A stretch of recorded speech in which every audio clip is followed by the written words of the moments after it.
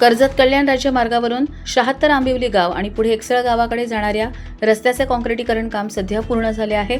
मात्र कोट्यवधी रुपये खर्च करूनही हा रस्ता अत्यंत अरुंद करण्यात आल्याने या कामाच्या गुणवत्तेवर आणि नियोजनावर गंभीर प्रश्नचिन्ह उपस्थित केले जात आहे।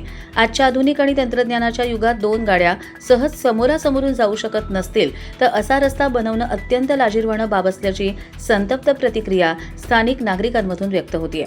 मुख्यमंत्री ग्रामसडक योजनेअंतर्गत एकसळ आंबिवली रस्ता हा 2 किलोमीटर लांबीच्या रस्त्यासाठी 2,52 लाख रुपये एवढा अवाढव्य निधी मंजूर करण्यात आलाय। या कामाचे कंत्राट एजीसी इन्फ्राफ्राल यांना देण्यात आले असून महाराष्ट्र ग्रामीण रस्ते विकास संस्था आणि कार्यकारी अभियंता प्रधानमंत्री ग्रामसडक योजना यांच्या देखरेखीखाली हे काम सुरू आहे।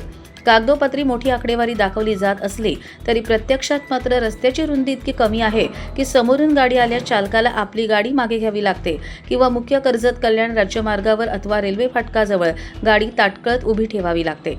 दरम्यान हा रस्ता आंबिवली आणि एकसळ परिसरासाठी अत्यंत महत्त्वाचा व मुख्य रस्ता मानला जातो। आंबिवली गेटपासून नेरळ दहिवली व पुढे जाणाऱ्या वाहनांची संख्या खूप मोठी आहे। रस्ता अरुंद असल्याने येथे रोजच मोठी वाहतूक कोंडी होत असते। सर्वात गंभीर बाब म्हणजे या रस्त्याला योग्य साईड पट्टी देखील देण्यात आलेली नाही, त्यामुळे अनेकदा वाहनं रस्त्यावरून खाली घसरून अडकतात व वाहनांचं मोठं नुकसान होतंय। यामुळे वाहन चालकांना नाहक मनस्ताप सहन करावा लागत आहे। या संपूर्ण भोंगळ कारभाराविरोधात स्थानिक ग्रामस्थ महेश भगत यांनी तीव्र शब्दांत आवाज उठवलाय।